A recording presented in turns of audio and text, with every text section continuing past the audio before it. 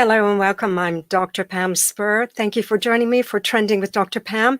Every fortnight, we're taking trending topics of the last few days and discussing them in meaningful ways, how they relate back to our lives.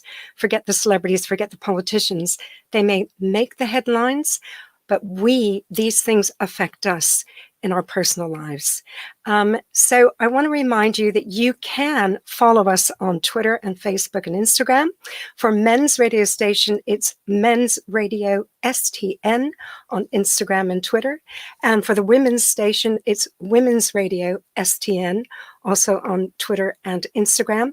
Also, you can just search for the men's radio station and women's radio station on Facebook and YouTube, as well as our website. So there's so many ways you can get in touch. Now, today we've got so many topics to cover. I'm so excited. I've got three fantastic guests coming up. I've got Lady Nadia Essex, who you'll know as a dating coach. I have Steve King, who's a writer, broadcaster, and now an actor too. And I also have Dr. Christopher Dwyer, who'll be talking to us about human nature and why we like being scared.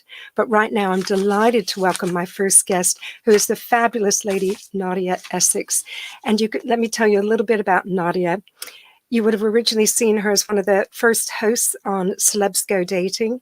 She was well known for her facial expressions. People just fell in love with those expressions. She's a date coach, new mum, and the host of the #1 parenting podcast, The Clueless Mum. You can find her on Twitter and Instagram at Lady Nadia Essex. And I believe she's going to join me now. And looking forward to that. Hello, darling. Hello. Now, we were talking a little while ago, and I know you've got baby Ezekiel asleep, I guess, or resting cozily. Yeah, he just woke up, so he's downstairs currently watching his favorite movie and praying gonna stay quiet for the duration. I'm being one of those bad mums where I plonk him in front of the telly just for now. Yes, we all have done it. Don't worry, there's not being a bad moment. Sometimes you just have to be super practical. Now, of course, you've gone from dating coach to new mum. Nadia, what was it like having baby Ezekiel just as we went into lockdown in March? Oh, it was, it was tough. I had him probably about, I think it was just over a week before we went into lockdown. So we were the last lot of kind of people that were allowed, people in the ward and allowed to have a normal birth. And Yes. then after, I was in hospital for 5 days, and when I was getting discharged, they'd already started cutting down who can come, having a one in, one out system, and they'd started putting into place what we now know. If anyone on a labour ward, there's no one allowed on a labour ward anymore. So I was You were so extremely lucky. lucky. Yeah.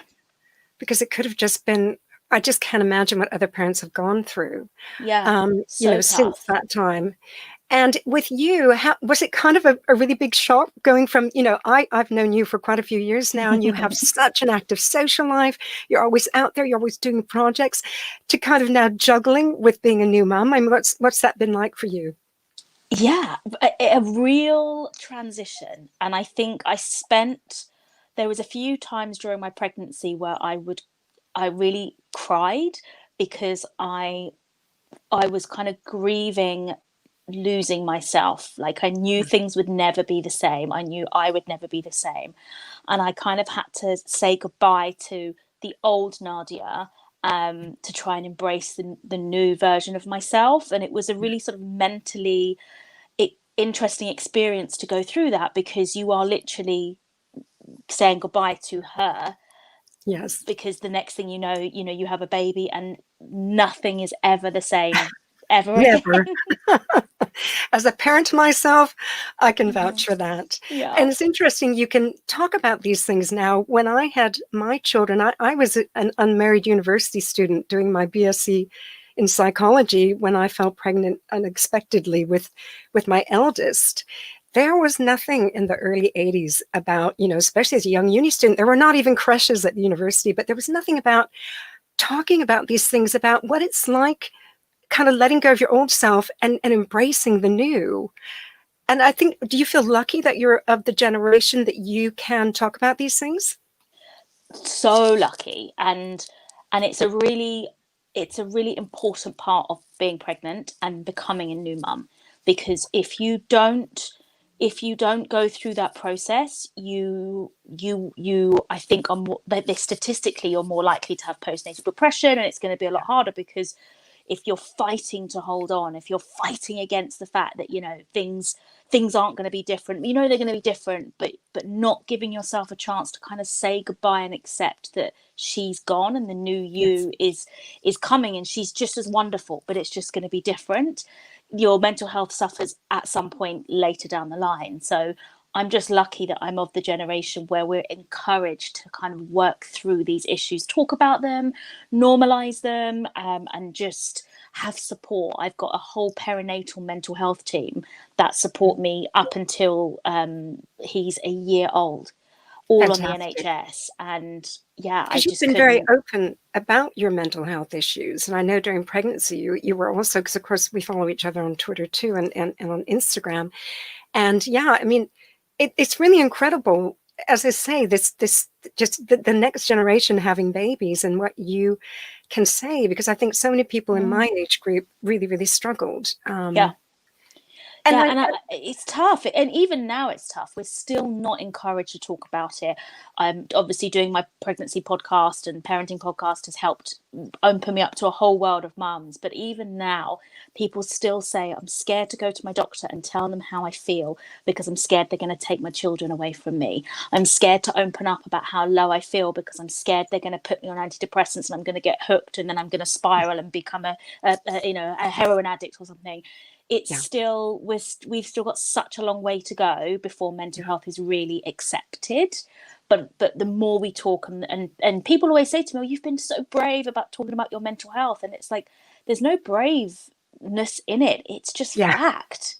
yeah. It's just how I'm dealing with stuff and how I'm going through stuff. And I've tried therapy, I've tried medication, I've tried all sorts of different ways to help with my mental health, because I want to be proactive. And Good. if more people spoke about it, no one would care. People would Yes. literally wouldn't be praising me, because everyone would feel confident enough to say, yeah, I'm having a down day, I need a bit of help. I know. And I suppose with the Clueless Mum podcast, these thoughts resonate with that community. Yeah. So tell me more about the podcast and what people can expect when they join you for it. Well, season one was my pregnancy. So it was very much me week on week. Producer Martin would come to my house and he would be like, what do you want to talk about this week? It was completely organic. It's just me kind of talking about the highs and lows and ups and downs of pregnancy, my hopes and fears and all that sort of jazz. And then series two is obviously post lockdown, post baby. I had a completely different birth than I planned. I wanted a kind of very like, you know, essential oils and mood lighting and a real spa-like environment. And I ended up having an induction for 3 days that failed and having an emergency C-section. So Oh it really my, wasn't quite what that's I'd worse than mine. envisioned. I thought mine were bad, but you Oh, take the cake. it was just so different, but it was without a shadow of a doubt the best time of my life. I absolutely loved my birth. I loved every part of my birth. I loved the camaraderie on the labour ward when we were all going through our inductions. I loved my anesthesiast who gave me epidural, was fantastic, and he was so young and handsome and wonderful, and it was a wonderful experience. And my surgeon who delivered my baby was amazing, and just from start to finish it was perfect for me. But it That's was just so fantastic. different from what obviously that I had. My birthing plan was very sort of like hippy dippy water birth, au natural, and then in the end I Mine was was like, nah. too.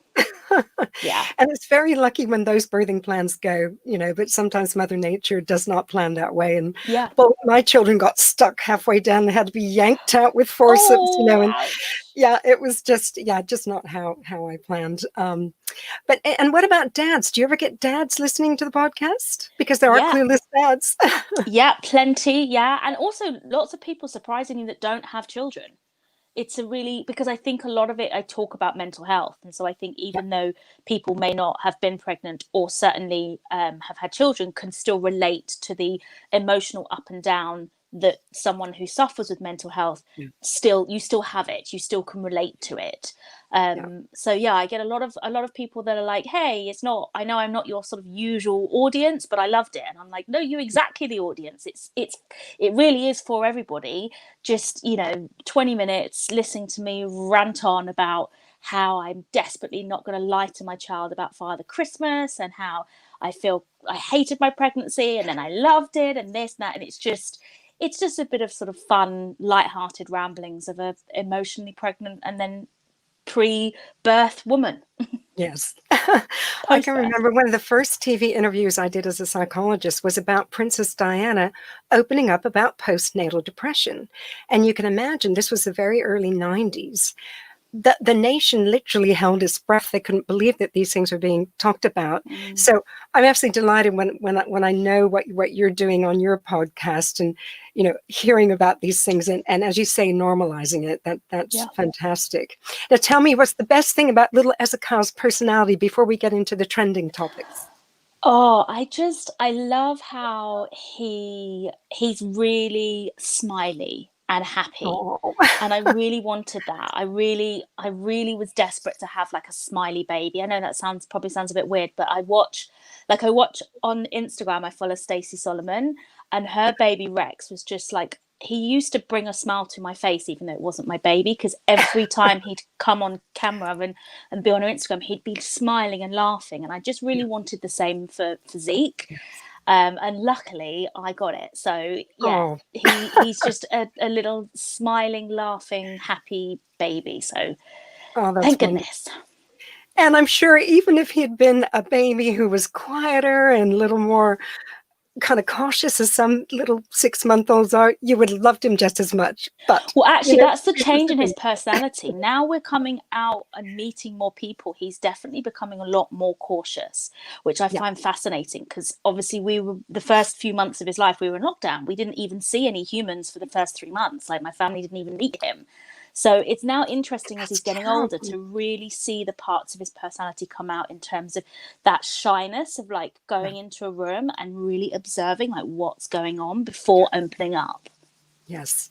And that's the way we are built as humans. We do Yeah. want to have a little, we want to Yeah. gauge our surroundings. It's so fascinating to watch it in babies. I just Yeah. love that.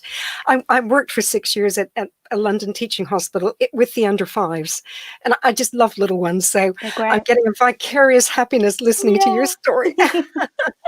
Now, listen, we're going to hit the trending topics. And of course, what I do on my shows is take whatever's been trending recently and try and relate it back to our lives.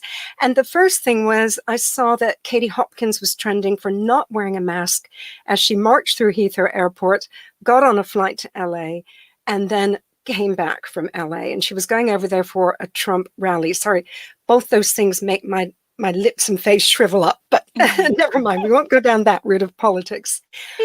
But it made me think about, I know people who have had fallings out within their families, with friends or colleagues over, I wear a mask, but you won't.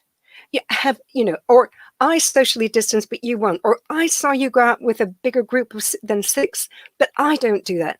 It's really causing COVID crises, how we look at these things. And I wondered if you'd observed this, or if you'd seen it within friends or family, or yourself, you've argued with someone about this very issue. Yeah, I had an argument in lockdown.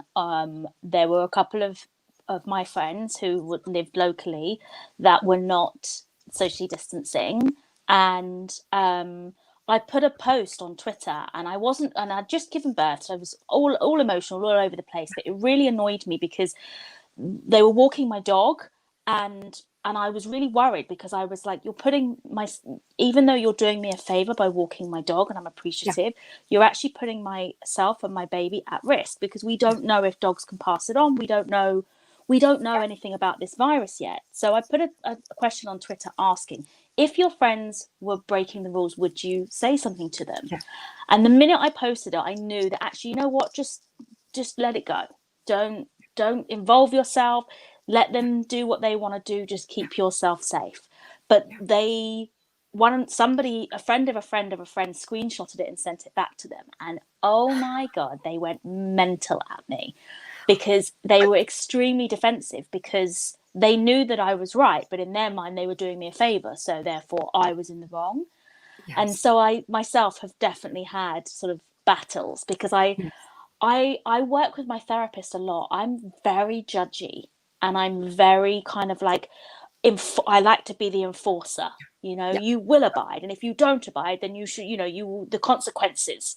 And Yes. what about the consequences? And I'm really strict. And actually, I've tried to work my therapist to be less like that, because Yes. who am I? I'm not in any position to judge. And Yeah. so I always try and look at things from an empathetic point of view. So that as soon as Yeah. I saw that Katie Hopkins, I was like, oh, what Yeah. a silly human being. Yes. And then straight away I was like, okay, try and be empathetic. Like, maybe she's got epilepsy, so maybe she's exempt. Maybe Yeah. maybe there's, there is other reasons why she doesn't have to wear it. Like, and I try to just be empathetic to the fact that she's just a human being living her life, and who am I to say you are wrong, I, I, change I the way you live. I get that point. And funny enough, I struggle with a bossy streak, probably why I've been, Mm. hired as an agony aunt so many places over the years, because as an agony aunt, you have to be straightforward and Yeah. say, blah, blah, blah. You got to do X, Y, or Z, or you're in trouble. Okay. Yeah. But, I just think that what bothers me about what I've seen in public is people kind of in your face. I'm not wearing a mask because I don't believe it. And tough for you, this Mm-hmm. is the way I feel. And you're right, with someone like who's in the press, like Katie Hopkins, who's been pictured, we don't know if that's her view or not, or if she has a reason to be exempt. However, what I have found is more people increasingly have emailed my website about, how do I deal with my partner when it's really close to home? It's hard enough with like your Mm. friends. Um, and I'm always saying, just try to keep calm. You can't fight fire with fire. No. And we hold these points of view, so they're so powerful, the way we all feel about, I'll wear a mask, I won't wear a mask. And you will never win an argument or find compromise if you fight fire with fire. And you've got to Totally. go into these things calm, stating a positive, like if it's your partner or your friend, saying, I really appreciate that you walk the dog for me, but I do worry about my health and how these things might be handled on. What can we do to minimize, any risk? And when you go Absolutely. into conversations kind of like that, usually you'll get the person's ear. And if you Mm-hmm. listen to what they say, they will listen back. And this is Yeah. something I've learned over the years. It's not just about pointing your finger, and they will not. They run away from finger pointing. Yeah. Um, No one likes to be told what to do.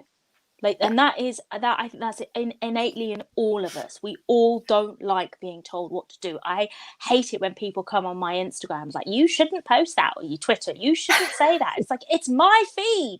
Don't yes, tell me what to do on my own feed. Like, go away if you don't like it. So I think we all struggle, and I think that's the point. If you come from it with an empathetic point of view of like, you can't change someone else's behavior, you can only change the way you react to it. So if you exactly. And de-escalate how angry you feel about yeah, it, by, like with the Katie Hopkins, I tried to think, okay, she had a brain operation, she's got epilepsy, she's got issues with her, health issues. So there could, more likely than not, she is exempt. Not that I mean, don't get me wrong, she is the type of person that would actively wave yeah, as a banner, but yeah. I also do think that she, to try and de-escalate the anger in my head that I felt about it, I tried to be empathetic There a with her moment. and be like, maybe there's more. Yeah, so it is about de-escalating, finding a compromise. I've Mm. told people within families that if someone keeps insisting on going out without their mask and doesn't socially distance with their friends, that they have to use extra precautions, ask them to use precautions when they come home, change their Yeah. clothes, really super wash their hands, those kind of things. Mm. But it's something that, we're seeing these crises in people's intimate groups, their families, their friends, or with work colleagues, Yeah. these arguments. And we need to take the heat out. Now, the Yeah. next trending topic, I I was fascinated how Lily Allen has come out with some new sex toys, but she's using, getting sales by coming out with all these statements about sex. And she recently came out with the masturbation is good and women should not be inhibited about it. I was saying that starting 15 years ago on my heart radio shows. Dr. Ruth was saying that 20 years before me. It's not a new concept, but it's still important to get it out there, because I know even amongst my girlfriends, and we talk about everything, some who will say, oh no, I would never self-pleasure, I would never masturbate. Mm. And they kind of have this guilt thing. And I just wondered where you are on that thing. I'm not personally asking you to say what you do, but it has this Oh, come up I'm trend. all for it. I think, it really is about women empowerment, and we will never be fully empowered if we can't talk about something as normal as we talk about self-care. Let's talk about self-pleasure. There's a lot of women that are having very bad or no orgasms Yes. because they are intimidated or don't feel self-conscious about exploring their body, what they like and what they don't like, and that is wrong. Every woman should have mind-blowing sex and orgasms every single time it happens. And the only way that we'll get there is by normalizing the conversation. It's not taboo. It doesn't make you sort of slutty. It doesn't put a label on you. And people talk about equality, and we want equality, but we'll never really have it if we still can't talk about sex in Yes, because just a men are really always talking about, cracking one off or whatever, totally. For men, it's just like, this is what we do. Yeah, And for and women, it it's is. still quite taboo. And I often say, Yeah, listen, if you don't masturbate, you don't know how your own body functions. absolutely. So how do you ask a partner to pleasure you? And Yeah, so, know thyself. And then you'll definitely. be able to share that information and have better sex when you are in a relationship. And And I when know you're one, having good sex, that in itself is the change of a relationship. There's not It's very rare that if you're having really fabulous, wonderful, amazing sex, that the other parts of the relationship necessarily aren't good. It's all encompassing. If you really connect on a level, it's about connection. And to have good sex, you need to know what you like and what the other person likes, and then come in sync. and But share you it. can only do that, and yeah, but you can only do that through understanding yourself and sharing. And if you can't even be sort of brave enough to have a little play for yourself and see what you like and don't like, then you're going to find it really difficult. And I think that most of the Absolutely. men in the relationship that I see couples counseling, sex is one for men, the number one thing. They're like, the sex is dead. Yeah. Well, and a lot of women end up faking orgasms because they don't know how to pleasure themselves. So they don't know what to ask their partner for. And they end up in this terrible cycle of faking orgasms. Never Totally. fake an orgasm. You can always say lovingly and tactfully to a partner, I'd love to try some other technique. This is what I found works when I'm in the bath relaxing myself. And Yeah, this is what helps me, and share that knowledge. You can do it in a fun and flirty way. And I've often said to people, totally. use it like a fantasy where you say, well, you're going to be the naughty doctor and you're going to command me that for my health, I have to Yeah, show you what feels good on my body. And so you just get playful about these yeah, things. And yeah. that kind of takes the scariness out of it. If you go into almost a little bit of role play where you're in a fantasy chat scenario and you can share that information. Yeah, and I Um, think Lily Allen, it's like, she's, like you say, she's not, this isn't, a new concept. This isn't a new thing about women talking about, pleasuring themselves or having good sex or having good orgasms, but it's still made headline news. So it shows you that even though we've been talking, people like yourself have been talking about it for decades, we're still not anywhere close to it not being salacious headline, her being ripped apart over again, the internet. And it's yeah, it's a real shame that we can't just in celebrate the fact that, trust me, if women are having good orgasms, the world is spinning in a everything's a bit calmer, everything goes a bit smoother, like the world is a better place. it is. And it's good for your physical health too. Orgasms help you live longer. Hey, there's lots of Fact. reasons why we should be having loads of self-pleasure and shared. Now, the next item that caught my eye that was trending recently was how Kim Kardashian was getting slammed on Twitter for sharing her incredibly lavish and luxurious 40th birthday party, where she'd basically quarantined a bunch of friends and flown them off in a private jet, that she'd hired a private island somewhere beautiful, I think maybe the South Pacific, I'm not sure, and was showing all these photographs. Now, my concern as a psychologist is she can do what she wants. She's earned her money. It's a free country, free world. She can post what she wants. But my concern is, I know when I look at research on how people react to social media images like that, of kind of this extreme wealth of some celebrities, that if you're insecure in your own life, something like 3/4 of women come away from, say, an hour on social media feeling worse about themselves, having followed these kinds of accounts. So in some ways, it's your choice to follow an account like that maybe makes you feel worse. I think But that. but yeah, you Karen. Sorry, I didn't mean to talk. I think for me, you've hit the nail on the head. I think we have to stop policing what people put online and take responsibility for ourselves. If you open up Instagram and a picture of Kim Kardashian celebrating her 40th birthday makes you feel any type of way apart from happy for her that she's healthy and she's having a good time with her family, unfollow. You can curate your own social media experience. Absolutely. And you only do that by following accounts that inspire you and make you feel good. It is and not you can Kim relate Kardashian. to. And when you relate to it, it's not Kim Kardashian's responsibility. She is allowed to post whatever she wants. It's if you don't like it, don't follow. And it's the same with everybody. She's had so much backlash. I know I've seen celebrities on Twitter giving her so much backlash, and I'm like, didn't you go on holiday during lockdown? Didn't you? No, as soon as lockdown was I know who you're eased. talking about. Yeah, it's like you literally went away and went to another country. You didn't hire a private island, fair enough, but you still went on holiday. I haven't been on holiday since before I was pregnant.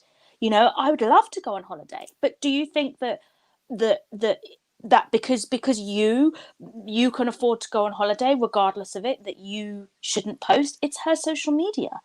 And Exactly. again, And a lot of people enjoy that. They enjoy seeing what she's up to. But I enjoy seeing it. I do. And we've got to stop turning the responsibility on the wrong people. It's not Kim's responsibility. Exactly. It's not Kim's. One of the first things I was going to say, one of the first things I ask a coaching client when they tell me they're feeling insecure and they are anxious, and I ask them about their social media. What are you doing on social media? Who are you following? How do you feel when you come off of it? How much time do you spend on it? And these issues come up. It's a very real thing. And again, I say unfollow. Only follow, as we say. Yeah. And it is the number one. It is honestly at the moment the number one first piece of advice that I speak to, even in dating. A lot of people at the moment I've been speaking to have got like body confidence issues. A lot of new mums are coming with like body confidence and they feel down about themselves. And I'm like, unfollow any other celebrity or mum that has bounced back that is making you feel guilty for not bouncing back. Doesn't mean that you don't like that particular celeb. It doesn't mean that in the future you can't refollow, but right now you should only be consuming content from body positive, whether it's curvy or slim. It doesn't matter the shape, but body positive, self-love, self-accepting people. That is the content. And it's just so easy to blame, like, hey, Kim Kardashian, how awful that she's flaunting her wealth. So I don't have to look at it or not. But I made that choice. I don't follow accounts like that for my personal, not for my personal security, but just I don't have the time. But everybody entitled to who they follow. Just be aware how it makes you feel.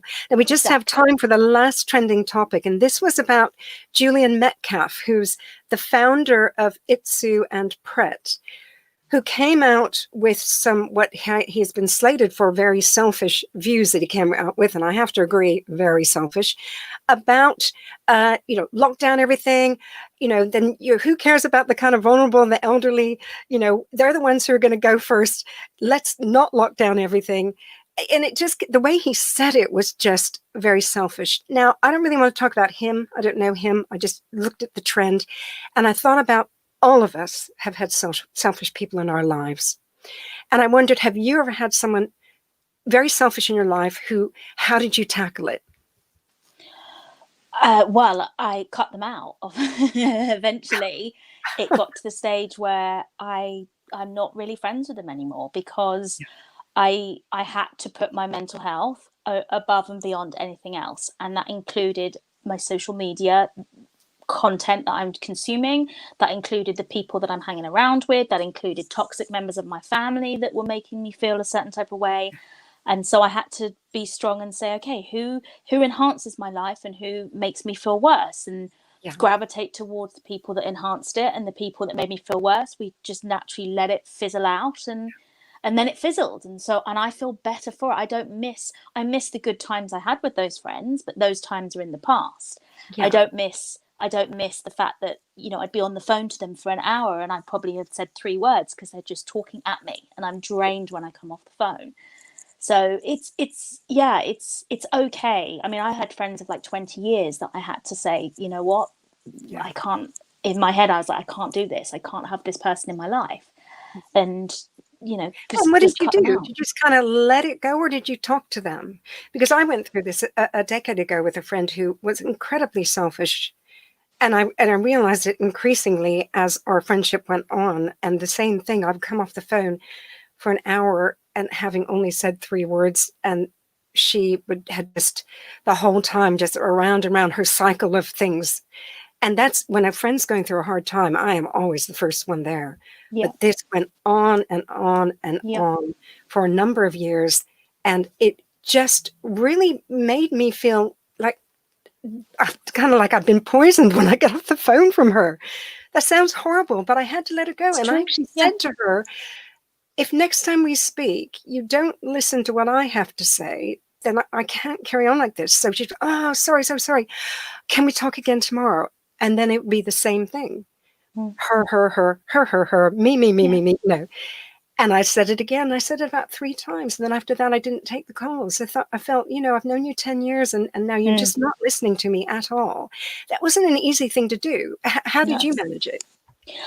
Similar in terms of you know, kind of dropped hints in the first instance, and then I would work with my other friends to try and bring up the conversation. So like I Yeah. would say to my other friends, I'd be like, okay, so if we're going to have this conversation, maybe you can bring up the fact that you're feeling a bit down, and then I can be like, well, hey, you know, Sarah, it wasn't Sarah, but hey, Sarah, why don't you call her tomorrow and have a listen? And we just tried to like navigate it. Unfortunately, again, it didn't work. And so yeah, I just let it fizzle out, and just, you know, sort of said enough with toxic family members. I just said, you know what, I don't want to be, we cannot be in contact. We are not good for each other. Yeah. I can't have you in my life right now. Yeah. And just cut it dead. Yeah. And then with the friend, I was, you know, like you say, it was the toxicity. It takes years to feel that way, and you really do It does. try. Yes. Yeah. And because you don't want the friendship to end. But if someone's she was so into this terrible loop of this is what she thought our friendship was. So Yeah. she got a whole bunch of new friends when she moved jobs, and so her new friends would get the person that we knew and loved, like the new version of Sarah, and Oh, we'd get like the old version where she was like doom and gloom, and it was just, and I was like, I can't, it's not fair. Like her new friends are getting the best of her and we're getting the worst of her, and if she can't level that out, she's got yeah. to go. I mean, And people use that term mood hoover, which mm, sounds quite harsh, but it is true. mm, And I think everyone at some point goes through this. Sometimes you can save a friendship by being honest definitely. like that, or a Yeah, family relationship. I think sometimes if you talk about what the issue is and the definitely. person responds and you both find a way forward, and there's good things from the past you want to save, then that's a really great thing. But that doesn't always happen like that. And as I say, it didn't happen with this friend of mine a decade ago, and it didn't happen with your friend. And Yeah, we, same. that's the way it goes. But I think also, again, we have to, you know, people are fundamentally selfish. I think, you know, that's why when I say about dating coaching, I always say, do not listen to your friends and your family. Like, Yeah, they give the worst advice, because there are they're friends close out there. to you. Yeah, they do, because it's advice based on what's best for them.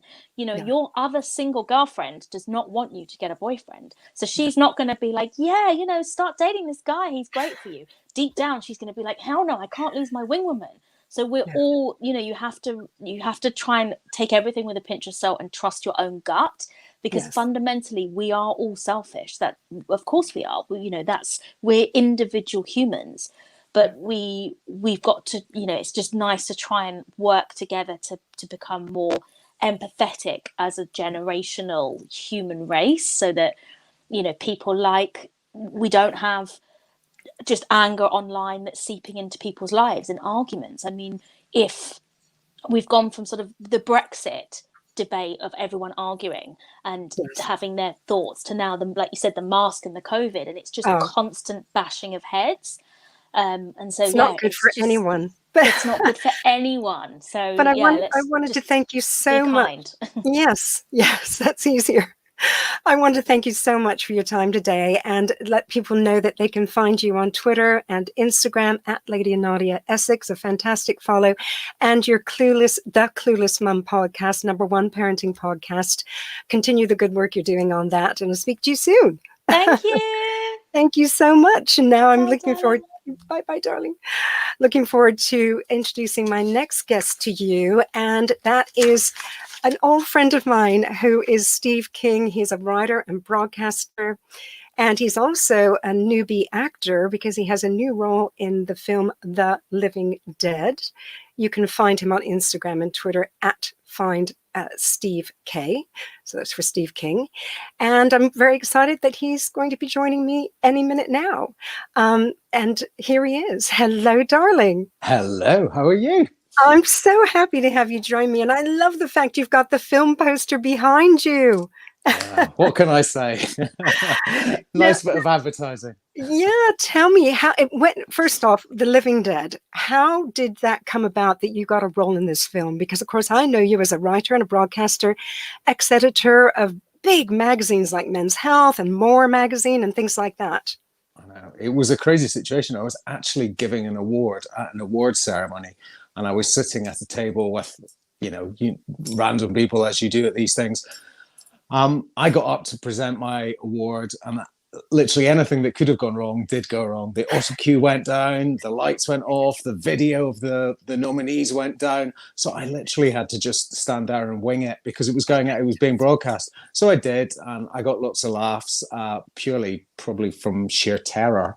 I talked. Then went back, sat down. The guy next to me, who was with a beautiful girl, started chatting to me, and it turned out he was a film director. Anyway, we exchanged numbers. And a couple of years later he called me up and said, listen, I'm making a movie, I've got a role that I think you'd be perfect in, do you want to do it? And so that is how it came about. Long story. I know, that's the thing, you meet people and you never know what's going to happen, and that's crazy. So cool that you obviously improv'd so well when it all went wrong that he was like, okay, this guy's gonna be great.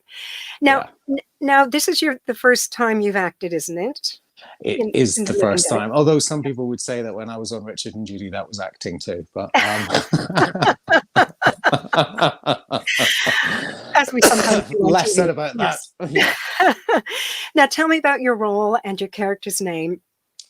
He is Mr. Humphreys, and he is an estate agent. You can imagine me as an estate agent. No. No, neither could I. It's called acting. I must be really good at it. I'm joking. So basically, the story is it's about a robbery that goes terribly wrong, and the bungling robbers end up in a haunted castle.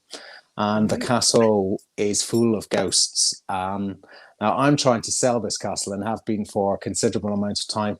I don't want to spoil it too much, but let's just say the estate agent doesn't turn out to be quite what he seems at the beginning of the movie. Okay. I do have to add, it is only a very small role I have in this movie. I have done another one since then. I was going to say, at least you didn't end up on the cutting room floor, as so many people do. I know, it's tragic, isn't it? I know a few people who have taken me to see movies, and it was like, here's my bit, and it's somebody being completely different in the role. No, that's happened a couple of times. So that is crushing, I'm sure. Now, tell me, is it kind of like a shock horror, or is it a bit of comedy? Would I be scared, or would I be kind of laughing at the big shocks, or what? I think it's a combination of both, and a very clever combination of both. There are some scary people in it, and some scary entities that are ghosts. There are also some quite comedic moments in it as well, none of which are mine, I hasten to add. But nonetheless, so yeah, I think it's a combination of both. I mean, if I'm being genuinely honest, I don't like horror films. As a rule, it's just not something I would choose to watch. Yeah, I haven't watched a lot just because I get scared really easily, which is why I'm asking, is it going to be really scary or a little bit of comedy mixed in, as some of these are? Well, I've let the kids see part of it. Not all of it, because of course the language is quite bad, although I do swear, and I did let them see the bit that I swore at, but it's just because I'm in it for such a short time. I wanted them to see it. Tell me how old the kids are now. Oldest is 18, so she's not technically a kid anymore, is she? Yes. The middle one, she is 14, and the little fella, he is 9. He'll be 10 this year in December. They must have been very proud that Daddy was in a film. Not really. I don't think it impressed them that much. Yeah, moving on. Next thing, the children. Well, and when is it going to be out? Because I do want to see it. Actually out yesterday. So okay. And where can we catch it? Yeah, well, clearly it was going to be in the cinemas, but because of this crazy world that we're living in now, it is up on all the major streaming platforms. Okay. Yeah, so everything from Amazon to iTunes, The Living Dead. Cool. So you'll find it there. I'm going to watch it on Friday night, definitely. Now, I have to ask, Chris, now your 9-year-old would still be of the age to go out trick-or-treating. This Halloween is going to be very different for families. What are you going to do? Are you... What's allowed where you are? well, we're in one of those tier 3 levels, so no mixings. We're really high risk. And even if we hadn't been, in all fairness, we've had the chat with him, and he's very sensible. And we've said that it's just 1 year, fingers crossed. Yes. We said that, and we said it was only 6 months, and look at where we are now. So we are not doing it this year. And I know it sounds really weird, but we're going to put that police tape across the driveway with a bucket of sweets, just saying that's a good thanks, idea. But no thanks this year. Help yourself if you want to, but we're not partaking. Normally we do. We decorate the house. We go crazy. Yes. We have inflatables and lights. Yeah. But this year we're taking a step back, and I just think for safety, in all fairness. I mean, if other people, it's their choice, of course. If they want to take their children, I'm not saying it's wrong. I'm just saying, us personally, we won't be doing that, and I think we'll still kind of, as I say, put it across so that we don't get inundated as we normally do with people ringing them up. I was thinking about how we were going to cope, and I think that's a really good idea. I'm in tier 2 here in London. Yeah. And there will, I'm sure, still be people coming through with their children. So I think you're right. Maybe putting tape across and a bowl of sweets. I trust in my neighborhood that the first child isn't going to take the whole bowl. I don't think I'm one of these trusting people, So are we. But if they're gone, they're gone. There's nothing I can do. I'm not replenishing. So, but I would hope that. I don't think, in all fairness, in the area that we live in, there will be lots and lots of children doing it. They'll be in, hopefully, staying safe and trying to get through this together. Yes. With the spread in your children's ages, how have they coped with the lockdowns and everything? What's it been like for you? Have you worried about their mental health? Have you kept them busy and getting them outdoors? And what's happened? I mean, we're very lucky. We have a huge garden. So, but the hardest one, in all fairness, to deal with was the 9-year-old. Let me just say, when we started off, I was the best school teacher in the whole world. And I was really pleased with myself. We had a great routine. That lasted possibly 5 2 weeks. days? Yeah, no, I got about 5 weeks, and then I literally, I don't know if I drank or smoked, I would have been drinking vodka at 9 o'clock in the morning. Trust me, I find it really difficult. Then we had to get the balance right. So because he's incredibly sporty, as you know, I had to find a way of. Because he's one-to-one teaching, he could get through the work very quickly. So the reward was that he could go and play football in the garden. Obviously not with anyone, but nonetheless, the outside time. So they were very lucky. The middle one, Kiana, she was absolutely no problem, and never has been during this. She's just coped with it really well. Oh, good. Joella, the oldest one, who had her 18th in lockdown, which was that's hard. Yeah, total lockdown as well. So it was just like the five of us in this house playing with balloons, which was not quite how we envisaged her 18th, but nonetheless, we did it for all the right reasons. So she's been the hardest because she feels, I think, a bit hard done by, a bit like, why am I not allowed to do this? It's not fair. Typical kind of teenage angst. But and obviously we didn't expect it to go on quite so long, did we? So we were kept sort of saying, "Oh, come on, we can get through this." And she got her first car. All these sorts of things happened during this period. So I think she's found it tough because I remember, believe it or not, what it was like to be 18 and I remember. And I would have been hell for my parents. Well, I wasn't living with my parents when I was 18, but I was over here already in England living on my own. But the thing is, I think you've handled it well. I know you, Steve. You're such an empathetic person. And I know what a great parent you are. And I cannot wait to see The Living Dead. I'm going to stream it on Friday. People can find you on Twitter and Instagram at Find Steve K. That's for Steve King. Thank you again for joining me today, darling. And good luck. Always a pleasure. The film is a smash. Okay. Okay. You take care. Stay safe. Speak soon. Bye. Now, having just talked to Steve, of course, about his role in The Living Dead, I'm now delighted to welcome my next guest, who is Dr. Christopher Dwyer.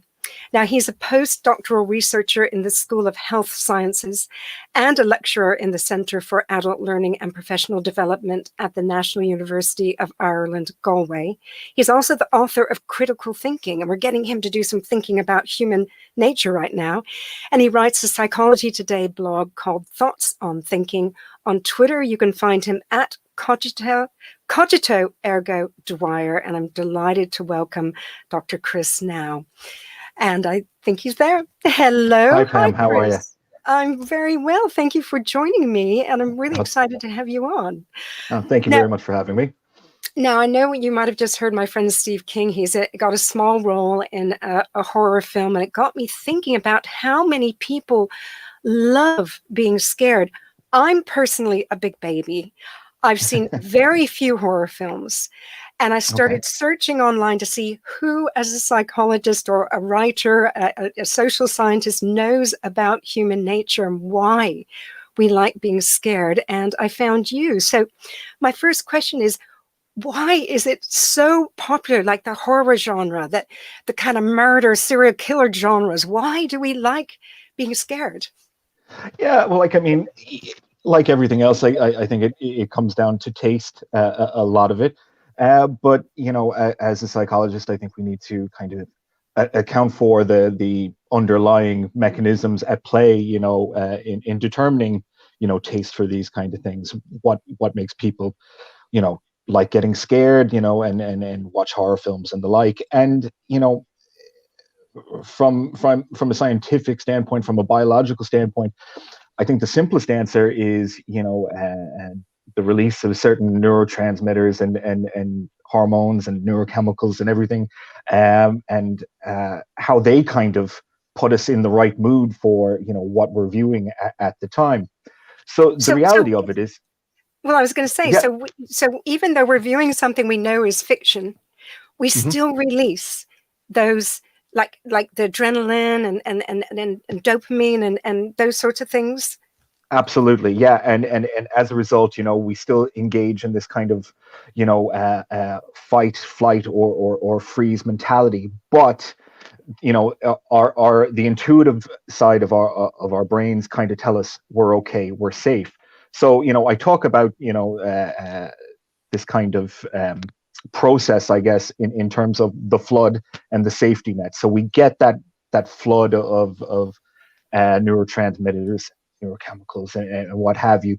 But at the same rate, we know deep down that we're safe. We do have this safety net, and we're not actually in any harm. So we get to enjoy all the pleasurable outcomes of being frightened, of that adrenaline rush, dopamine, but in the safety of our own home or a theater or a cinema or anything like that. Yeah.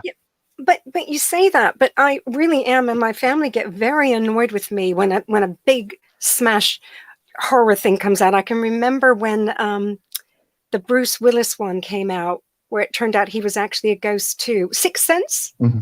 That's right, yeah. And my family were so upset with me because I was hiding behind like my hands in the cinema and then shrieking, literally. I don't get that kind of sense of safety that you say most people do. And I know there are other people like me. What would explain that? Why do I feel it's so real when I see things like that? Well, there's a lot of at the end of the day, like any type of social psychology that I would explain to students, I would always say, a solid answer for any question here is it depends. And the reason why I say it depends is obviously there, everyone is different, and there are individual differences in what frightens us and whether or not we actually enjoy being frightened. Now, I was recently chatting to someone on my blog who said, she point blank does not like horror films, but she sat through the original Night of the Living Dead, and although she didn't enjoy certain aspects of it, she was engrossed by it, and she kept watching it all the way till the end, and she got the payoff at the end where she saw that there's a certain social commentary going on, and she actually enjoyed it for that reason. But actually enduring the horror wasn't part of the pleasurable part for her. But it also comes down to understanding what people find to be scary. We're talking about a very generalized view of why people enjoy being scared, but I think there are different levels of that as well, depending on the type of film you're watching. If you're watching a Night of the Living Dead, you're watching zombies, you're watching a lot of special effects work with makeup and what have you, and obviously there's going to be elements of gore. Now, in something like The Sixth Sense, it's not necessarily the same type of scares. There's a lot of ghosts jumping out, popping out at you, and there is a little bit more of a psychological horror element to it as well. And at the end of the day, it is a mystery with horror thrown in. So it really comes down to what you find scary. I know my wife; she's a big horror fan, and she'll watch every kind of slasher and every kind of gore film. But the second you throw in some kind of religious element into it, she's not particularly religious, but that is what really scares her, is that this unknown element, the real focus on the supernatural, and what's after this world and all that coming into play. So it comes down to people's existing psychologies and maybe latent fears and what have you. Well, it's interesting. You've mentioned Night of the Living Dead twice. Now, when it first came out, I was too young to actually see it in the cinemas. Mm-hmm. But in my late 20s, I was recently divorced. I had young children in the house, and it was playing on late night TV. I thought, oh, I've heard about this. I'll watch it. I could not get through after about the first 20, 30 minutes. I was so terrified that I never watched another zombie film again. I had horrible nightmares. And I remember being on a plane trip once when Brad Pitt's film, World War Z or something, came out. It was the zombie film that Brad was in. And I thought, well, I'm on the plane, the family are here with me, I'll watch it on the plane, I'm safe. And again, because the Night of the Living Dead had created such a trauma for me that I had to switch off, even in the airplane, watching Brad Pitt in this zombie film. And I guess you're right. It's kind of, maybe the time, maybe because I was recently divorced, I was in charge of my little kids, they were young, and that seeing something that scary just forever traumatized me. I would never watch another zombie film. I just can't. Sure. Yeah. So I think absolutely. Yeah. And as you were saying, it's a lot of, what's going on in your personal life, where you are at that time. That plays a large role in it, as much as, it is a nurture element as much as it is a nature element. So my wife and I, we have a 13-month little girl.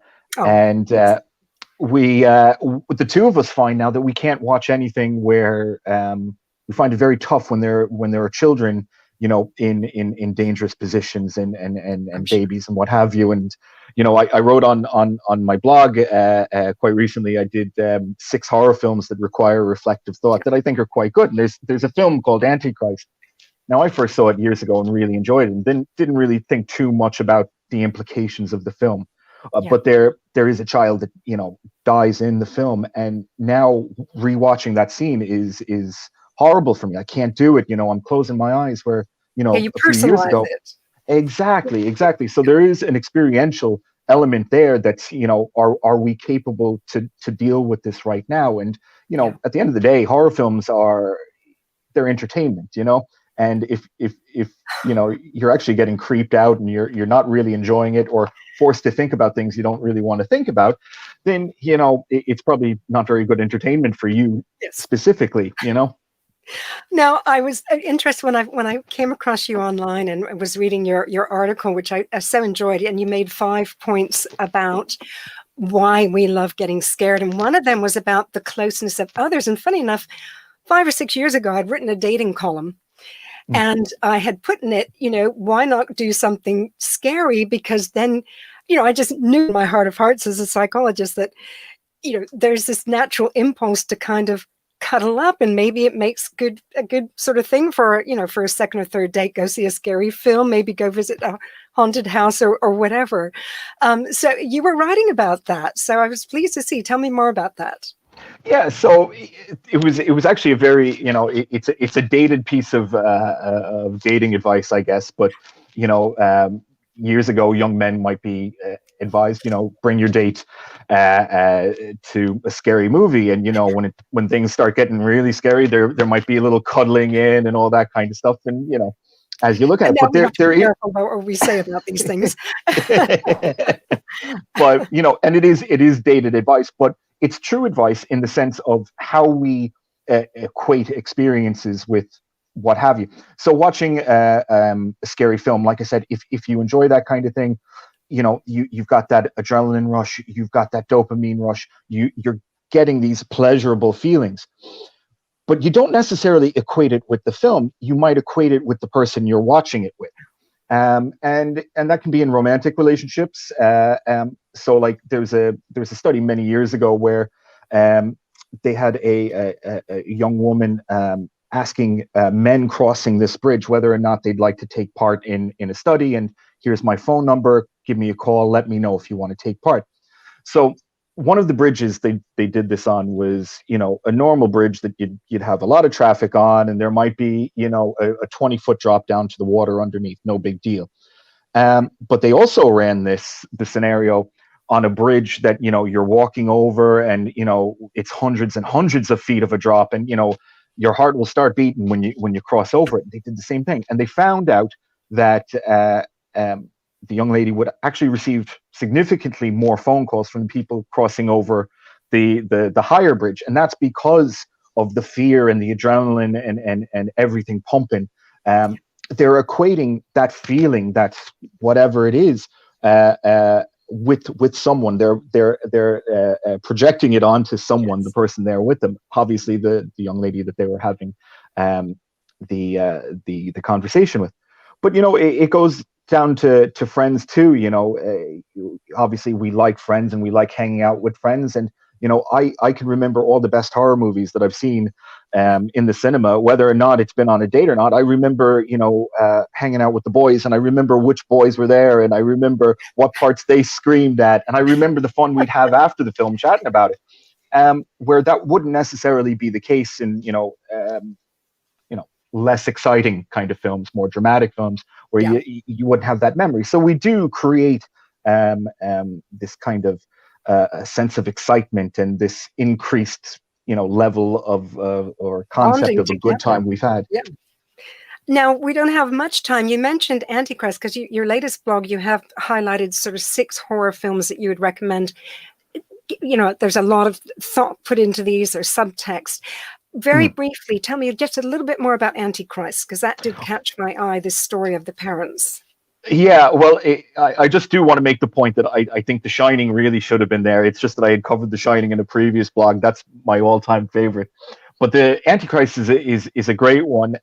Like I said earlier, it involves the death of a child. That's how the story kicks off, and it's a great starting off point because the audience is emotionally devastated from watching this scene, and they're in tatters that way. So they're in the director's hand at that stage. May I ask you what year? Because sadly we're out of time. But what year was that? That's a 2009 Lars von Trier film. Should be able to find it. It is isolated cabin in the woods. He's a psychologist and he's trying to run psychotherapy for both himself and his wife. Hijinks ensue, but it's very creepy, very suspenseful. And if you can make it through, pat yourself on the back. Thank you so much for joining me, Dr. Christopher Dwyer. And you can find him Thanks, on Mel. Twitter at Cogito Ergo Dwyer. And I want to thank everybody who's joined me for the whole program. We'll be on a repeat tomorrow, 4 p.m. on the men's radio station and the women's radio station. And in the meantime, look after yourself. I hope you enjoyed my guests, Lady Nadia Essex, Christopher Dwyer, and Steve King.